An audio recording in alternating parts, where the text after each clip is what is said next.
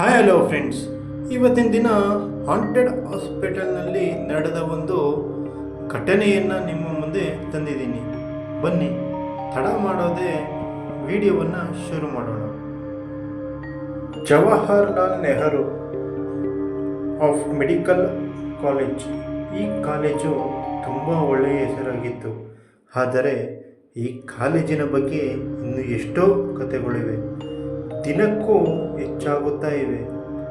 ಎಲ್ಲವೂ ಹೇಳುವುದಾದರೆ ಈ ಕಾಲೇಜಿಗೆ ಹಾಂಟೆಡ್ ಅಂತ ಹೇಳ್ತಾರೆ. ಇಲ್ಲಿ ಮೈನಾರ್ ಕಾಲೇಜಿ ಡಿಪಾರ್ಟ್ಮೆಂಟ್ ಹತ್ರ ಅಲ್ಲಿ ಅಕ್ಕಪಕ್ಕದ ಜಾಗದಲ್ಲಿ ರಾತ್ರಿಯ ಟೈಮ್ನಲ್ಲಿ ಸೇಫ್ ಅಲ್ಲ ಅಂತಾರೆ. ಈ ಥರನೇ ಒಂದು ರಾತ್ರಿ ನರ್ಸ್ ಅನಿತಾ ಅನ್ನೋ ಜವಾಹರ್ಲಾಲ್ ಮೆಡಿಕಲ್ ಹಾಸ್ಪಿಟಲ್ ಅಲ್ಲಿ ಆ ರಾತ್ರಿ ಒಂದು ಪೇಷಂಟನ್ನು ಅಟೆಂಡ್ ಮಾಡುತ್ತಿದ್ದಳು. ಆಗ ಕಾರಿಡಾರಲ್ಲಿ ಯಾರೋ ಅಳುತ್ತಿರೋ ಹಾಗೆ ಅನಿಸುತ್ತೆ. ಅವಳು ಅಂದ್ಕೊಂಡು ಇಷ್ಟು ರಾತ್ರಿಯಲ್ಲಿ ಯಾರು ಅಳ್ತಿರೋದು ಅಂತ ಅವಳು ಕಾರಿಡಾರ್ ಹತ್ರ ಬಂದು ಚೆಕ್ ಮಾಡ್ತಿದ್ಳು. ಅವಳಿಗೆ ಅಳೋ ಸೌಂಡ್ ಕೇಳುತ್ತಿತ್ತು. ಆದರೆ ಯಾರೂ ಕಾಣ್ತಾ ಇರಲ್ಲ. ಅವಳಿಗೆ ಒಂಥರ ಅನಿಸ್ತಿತ್ತು.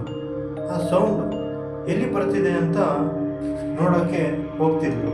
ಲಾಸ್ಟ್ ತನಕ ಅವಳಿಗೆ ಯಾರೂ ಕಾಣಿಸಲ್ಲ. ಅನಿತಾ ಎದುರುತ್ತಾ ಇದ್ದಳು, ಯಾಕಂದರೆ ಸೌಂಡ್ ಇನ್ನೂ ಜೋರಾಗಿ ಬರ್ತಾ ಇತ್ತು. ಆದರೆ ಅಲ್ಲಿ ಯಾರೂ ಇರೋದಿಲ್ಲ. ಅನಿತಾ ಹೆದರಿಕೊಂಡು ಪೇಷಂಟ್ ರೂಮ್ಗೆ ಹೋಗ್ತಾಳೆ. ಆಗ ಅವಳಿಗೆ ಅವಳ ಹಿಂದೆ ಯಾರೋ ಇರೋ ಥರ ಅನ್ನಿಸ್ತಾ ಇತ್ತು.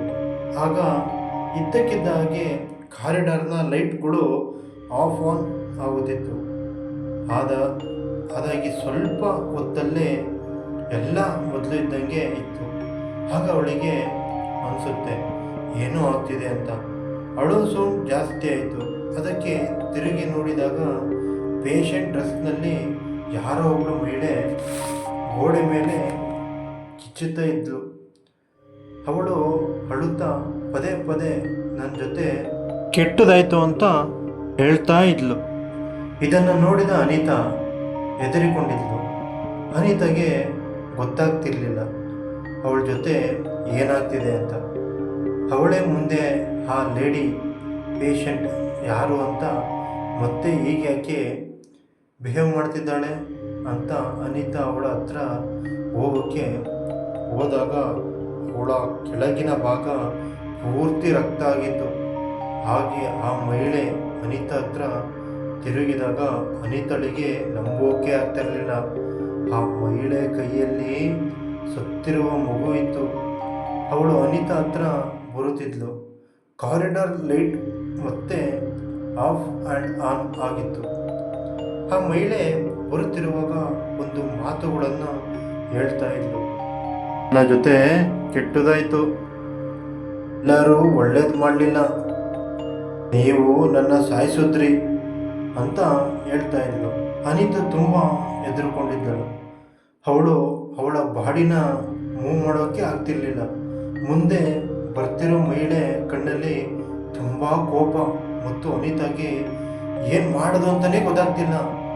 ಹೇಗೋ ಧೈರ್ಯ ಮಾಡಿಕೊಂಡು ಅಲ್ಲಿಂದ ಓಡೋಗಿ ಅಲ್ಲಿರೋ ವೆಸ್ಟರ್ ರೂಮ್ನಲ್ಲಿ ಬಚ್ಚಿಕೊಳ್ತಾಳೆ. ಅವಳ ಜೇಬ್ನಲ್ಲಿರೋ ಫೋನ್ ತೆಗೆದು ಯಾರನ್ನಾದರೂ ಹೆಲ್ಪ್ ಕೇಳೋಣ ಅನ್ಕೋತಿದ್ಲು. ಆಗ ಜೇಬಿಗೆ ಕೈ ಹಾಕಿದಾಗ ಅಲ್ಲಿ ಫೋನ್ ಇರಲ್ಲ. ಅವಳು ಅದೇ ಗಯದ್ನ ಕಾಲೇಜ್ ರೂಮ್ನಲ್ಲಿ ಬಚ್ಚಿಟ್ಟಿದ್ಲು. ಆ ರಾತ್ರಿ ಅನಿತಾ ತುಂಬ ಹೊತ್ತು ಆ ವೆಸ್ಟರ್ ರೂಮ್ನಲ್ಲೇ ಕುಳಿತಿದ್ಲು. ನಾನು ಹೊರಗೆ ಹೋದರೆ ಆ ಮಹಿಳೆ ನನ್ನ ಮುಂದೆ ಬರ್ತಾಳೆ ಅಂತ ಅಲ್ಲೇ ಗೊತ್ತಿದ್ಲು. ಆಗ ಇದ್ದಕ್ಕಿದ್ದಾಗೆ ವೆಸ್ಟರ್ನ್ ರೂಮ್ ಬಾಗಿಲು ತಟ್ಟೋಕ್ಕೆ ಸ್ಟಾರ್ಟ್ ಆಯಿತು. ಆಗ ತಕ್ಷಣ ನಿಂತೋಯ್ತು ಅವಳ ಕಣ್ಣು ಅಲ್ಲಿರೋ ಕನ್ನಡಿ ಮೇಲೆ ಹೋಯಿತು. ಆಗ ಆ ಕನ್ನಡಿನ ನೋಡಿದಾಗ ಅವಳಿಗೆ ಏನೋ ಕಾಣಿಸ್ತು. ಅದನ್ನು ನೋಡಿ ಅನಿತಾ ತುಂಬ ಹೆದರ್ಕೊಂಡ್ಳು. ಆ ಮಿರರ್ ಒಳಗೆ ಅದೇ ರಕ್ತದಿಂದ ತುಂಬಿದ ಆ ಮಹಿಳೆ ಅಲ್ಲಿದ್ಲು. ಅನಿತಾ ಹೆದರಿಕೊಂಡು ಹಿಂದೆ ತಿರುಗಿದಳು. ಆಗ ಅಲ್ಲಿ ಯಾರೂ ಇರಲಿಲ್ಲ. ಅನಿತಾಗೆ ಅನ್ನಿಸ್ತಾ ಇತ್ತು, ನಾನು ಹುಚ್ಚಿ ಆಗ್ತಿದ್ದೀನ ಅಂತ. ಅವಳು ಏನನ್ನು ಮಾಡಲಿ, ಅಲ್ಲಿಂದ ಹೋಗ್ಬೇಕು ಅಂತ ಅಂದ್ಕೊಂಡು ಇದ್ಲು. ಅವಳಿಗೆ ಗೊತ್ತಿತ್ತು ಬೇರೆ ಎಲ್ಲ ನರ್ಸ್ಗಳು ಮೇಲಿನ ಫ್ಲೋರ್ನಲ್ಲೇ ಇದ್ದಾರೆ ಅಂತ. ಅಲ್ಲಿಗೆ ಹೋಗ್ಬೇಕು ಅಂದರೆ ಅದೇ ಕಾರಿಡಾರ್ ದಾಟಿ ಹೋಗ್ಬೇಕಾಗಿತ್ತು. ಆದರೆ ಅನಿತಾಗೆ ಬೇರೆ ಯಾವುದೇ ರೀತಿಯ ಆಪ್ಷನ್ ಇರಲಿಲ್ಲ. ಅವಳು ಓಡೋಗಿ ಮೇಲಿನ ಫ್ಲೋರ್ಗೆ ಹೋಗೋಣ ಅಂತ ಅನ್ಕೋತಾಳೆ. ಏನು ಯೋಚನೆ ಮಾಡದೆ ಅವಳು ಆ ಕಾರಿಡಾರ್ನಲ್ಲಿ ಓಡಿ ಹೋಗ್ತಾ ಇದ್ಲು. ಅವಳಿಗೆ ಕಾಲಿಗೆ ಯಾವುದೋ ವಸ್ತು ತಾಗಿ ಅವಳು ಕೆಳಗೆ ಬಿದ್ದೋಗ್ತಾಳೆ. ಅವಳು ನೋಡ್ತಾಳೆ ಅವಳು ಯಾವ ವಸ್ತುವನ್ನು ತಾಗಿ ಬೀಳ್ತಿದ್ಲು ಅಂತ. ಅಂದರೆ ಅವಳಿಗೆ ಪೂರ್ತಿಯಾಗಿ ಶಾಕ್ ಆಗುತ್ತೆ. ಅಲ್ಲಿ ಆ ಮಹಿಳೆಯ ಶವ ಬಿದ್ದಿತ್ತು. ಅವಳಿಗಲ್ಲೇ ಸ್ವಲ್ಪ ಹೊತ್ತಲ್ಲೇ ಕಾಣಿಸಿದ ಮಹಿಳೆ. ಆ ಮಹಿಳೆಯನ್ನು ನೋಡಿದ ಅನಿತಾ ಹೆದರಿಕೊಂಡು ತಲೆ ಸುತ್ತಿ ಬಿದ್ದೋಗ್ತಾಳೆ. ಅವಳು ಕಣ್ಣು ಬಿಟ್ಟು ನೋಡಿದಾಗ ಅವಳು ಅದೇ ಹಾಸ್ಪಿಟಲ್ನಲ್ಲಿ ಪೇಷಂಟಾಗಿ ಮಲಗಿದ್ಲು. ಅವಳಿಗೆ ಡ್ರಿಪ್ಸ್ ಹಾಕಿದ್ರು. ಎಷ್ಟು ಜನ ನರ್ಸ್ಗಳು ಅವಳ ಸುತ್ತಮುತ್ತ ಕೂತಿದ್ದರು. ಅವಳು ಅವರಿಗೆ ರಾತ್ರಿ ನಡೆದ ಎಲ್ಲ ವಿಷಯ ಹೇಳಿದಾಗ ಯಾರೂ ನಂಬೋಲ್ಲ. ಅವರೆಲ್ಲ ನೀನು ಜಾಬ್ ಮಾಡ್ತಾ ನಿನ್ನ ಆರೋಗ್ಯನ ಸರಿಯಾಗಿ ನೋಡ್ಕೋತಿಲ್ಲ ಅಂತ. ಅದಕ್ಕೆ ಅವಳಿಗೆ ಸ್ವಲ್ಪ ದಿನ ರಜೆ ತಗೋಬೇಕು ಅಂತಾರೆ. ಅದೇ ದಿನ ಸಂಜೆ ಅವಳ ಹತ್ರ ಯಾರೂ ಇರಲ್ಲ. ಆಗ ಏಜ್ ಆಗಿರೋ ನರ್ಸು ಒಬ್ಬಳು, ನಾನು ನಿನ್ನನ್ನು ನಂಬ್ತೀನಿ, ಆ ಮಹಿಳೆ ನಿನ್ನೆ ರಾತ್ರಿ ನಿನಗೆ ಕಾಣಿಸ್ಕೊಂಡಲ್ಲ, ಅವಳ ಹೆಸರು ಸ್ಮಿತಾ ಅಂತ. ಸ್ಮಿತಾಗೆ ಪ್ರೆಗ್ನೆನ್ಸಿಯ ಲಾಸ್ಟ್ ವೀಕಲ್ಲಿ ಅವಳಿಗೆ ಕಾಂಪ್ಲಿಕೇಶನ್ ಇರೋದ್ರಿಂದ ಅವಳಿಗೆ ಹಾಸ್ಪಿಟಲ್ ಸೇರಿದ ಪ್ರೆಗ್ನೆನ್ಸಿ ಕಾಂಪ್ಲಿಕೇಟಿವ್ ಇರೋದ್ರಿಂದ ಮಗು ಇಲ್ಲ ಅಂದರೆ ತಾಯಿ ಇಬ್ಬರಲ್ಲಿ ಒಬ್ಬರನ್ನ ಉಳಿಸ್ಕೋಬೋದು ಅಂತಾರೆ. ಫ್ಯಾಮಿಲಿ ಅವರು ಮಗುವನ್ನು ಉಳಿಸಲು ಹೇಳ್ತಾರೆ. ಈ ಕಾಂಪ್ಲಿಕೇಶನ್ನ ಟೈಮ್ನಲ್ಲಿ ಸ್ಮಿತಾ ಮತ್ತು ಅವಳ ಮಗು ಇಬ್ಬರೂ ಸತ್ತೋಗ್ತಾರೆ. ಸ್ವಲ್ಪ ದಿನ ಆದ ಮೇಲೆ ಸ್ಮಿತಾ ಅವರ ಹಸ್ಬೆಂಡ್ ಮೇಲೆ ಬೆಂಕಿ ಹತ್ಕೊಳ್ಳುತ್ತೆ. ಅವರ ಪೂರ್ತಿ ಮನೆಯವರು ಅದರಲ್ಲಿ ಸತ್ತೋಗ್ತಾರೆ. ಅದಾದ ಮೇಲೆ ಸ್ಮಿತಾಳ ಆತ್ಮವನ್ನು ತುಂಬ ಜನ ನೋಡಿದ್ದರು. ಅವಳ ಆತ್ಮ ಗೈನಕಾಲಜಿ ಡಿಪಾರ್ಟ್ಮೆಂಟಲ್ಲೇ ಅಲಿಯುತ್ತಾ ಇರುತ್ತೆ.